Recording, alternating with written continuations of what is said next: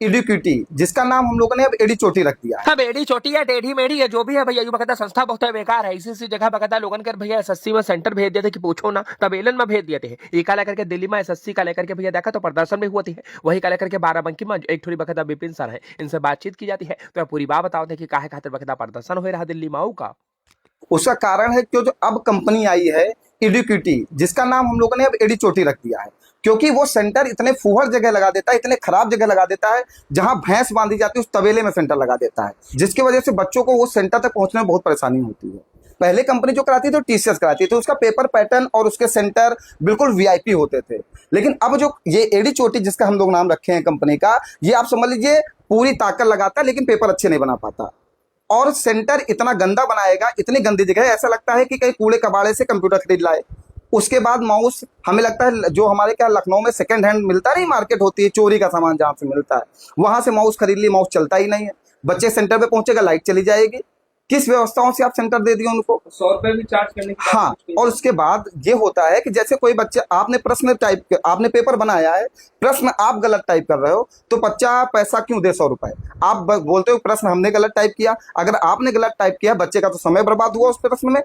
भाई बच्चा 1 घंटे के समय में आपको गलत प्रश्न को उसने करने में समय दे दिया, उसके बाद उसका आंसर भी नहीं आ रहा, उसके बाद आप कह रहे हो कि कंप्लेन करने के लिए अगर आप चाहते हो कि मेरा प्रश्न गलत टाइप हो गया तो बच्चा हमें 100 रुपए दे। आप इतने चोर हो, आपको इतने पैसे की जरूरत है? उसके बाद चेयरमैन साहब क्या कहते हैं हमारे एसएससी के, वो कहते हैं कि हम बच्चे से 100 रुपए ले लेते हैं क्योंकि हमें रोड बनानी है। तो रोड पे क्या बाइक जो लेती है वो टैक्स नहीं देती? आप रोडों पे जो टोल प्लाजा लगाते हो वो टैक्स नहीं देती? अब बच्चा पैसा देगा तब आप रोड बना पाओगे। बच्चों के पैसे के ऊपर आप डिपेंड हो रहे हो। जो इतने गरीब बच्चे हैं जिनके पास खाने का पैसा नहीं, वो किसी तरह पढ़ाई करके, गरीब किसान का बच्चा, कोई यहाँ पे अमीर आदमी का बच्चा पढ़ने नहीं आता। ये जो वैकेंसी होती हैं इसमें सब गरीब बच्चे पढ़ते हैं, और गरीब बच्चों से आप 100 रुपए लेके रोड बनाना चाहते हो, तो सरकार क्या करेगी फिर? हमको लगता है बीच में भी टीचर गए थे मिलने के लिए, तो पुलिस उनको पकड़ करके जी जी हाँ, अभी जो है दिल्ली के बहुत सारे टीचर्स थे जो वहां पे गए थे मिलने के लिए कि मतलब हमें डीओपीटी मिनिस्टर से मिला दीजिए। अब डीओपीटी मिनिस्टर के पास इतना समय नहीं जनता की है, मतलब हम लोगों ने भेजा है उन्हें, हम पढ़े लिखे लोगों ने, हम शिक्षित लोगों ने उन्हें चयन करके वहां भेजा बैठने के लिए। आज आपके पास इतना समय नहीं कि आप हम शिक्षित लोगों से मिल सको।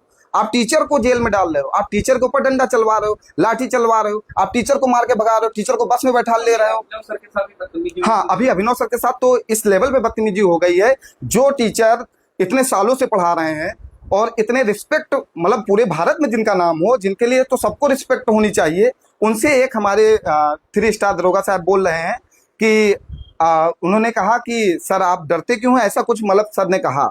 तो उन्होंने कहा कि अगर आप वर्दी पहने होते तो आपको भी पता चलता। तो अभिनव सर ने कह दिया कि मैंने वर्दी पहन के छोड़ दी। तो बिल्कुल सही, उन्होंने 2017 में वर्दी पहन के उतार दी थी। तो उन्होंने कह दिया कि अगर आप मर्द होते तो आप पहने रखते। मतलब अगर कोई लेडीज वर्दी पहनी है तो क्या वो मर्द है? लेडीज भी तो जॉब पाती हैं। आप ऐसे कैसे बोल सकते हैं किसी टीचर के बारे में कि आप मर्द होते तब पहने रहते? इतना गंदे लेवल पे आप बात करते हैं टीचर से। हाँ, विपिन सर की बात सुनिए आपने भैया। वैसे तुमका बता दें कि देखो अभी प्रदर्शन रुका तो पड़ा है, लेकिन आगे चल करके फिर से प्रदर्शन हुई होगा अगर समस्या का समाधान नहीं हुआ। बाकी तुम्हारी कार कमेंट करो, बाकी दूसरा खबर देख लियो।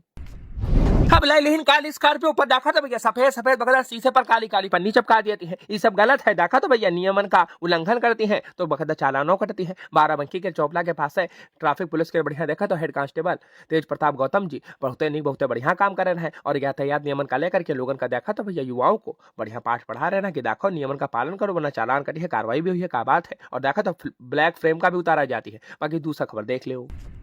हाँ, बहुत क्या बात है। मंत्री जी तो बढ़िया जिम कर रहे हैं। हम कल तरीका आपका दिखा दिए, देखा तो बढ़िया जेल अधीक्षक ब्रजेश जी की तारीफों करते हैं। हम कल तरीका आपका बताओ चले कि देखो मामला जो है जिला कारागार गौतम बुद्ध नगर का, जहाँ का भ्रमण करे खातिर, निरीक्षण करे खातिर और बढ़िया देखा तो जेल गोदाम का उद्घाटन करे खातिर कारागार मंत्री बढ़िया वक्त दारा सिंह चौहान जी पहुंचती हैं, और वहाँ कर भैया स्थिति का देख करके, बढ़िया वक्त जिम देख करके और तमाम चीजन का देख करके मंत्री जी देखा तो भैया जेल अधीक्षक ब्रजेश जी की तारीफ भी करती है। क्या बात है भैया। इस दरमियान देखा था बढ़िया वक्त राजेश कुमार मौर्य जी भी रहे और संजय कुमार शाही जी भी रहे, बहुत लोग रहे। बाकी दूसरा खबर देख लो। हाँ, बहना भैया फूलन की माला बहना मीठा मीठा बगदा मिठाई खाओ, का बात है। बढ़िया देखा था भैया कार्यकाल बहुत शानदार रहा। महेश चंद्र जी अब रिटायर हो गया होगा। बाराबंकी के नवाबगंज तहसील में राजस्व संग्रह अमीन संघ उत्तर प्रदेश द्वारा बढ़िया विदाई समारोह कार्यक्रम का आयोजन किया जाता है। इस दरमियान देखा तो भैया उपेंद्र प्रताप सिंह रहे, ब्रजेश कुमार रहे और बढ़िया आशीष रस्तोगी रहे। बाकी आपकी कार कमेंट करो, वीडियो अच्छी शेयर कर डालो। हमका फेसबुक पे फट से फॉलो कर लो, हमका फॉलो कर लो फेसबुक पे पहान।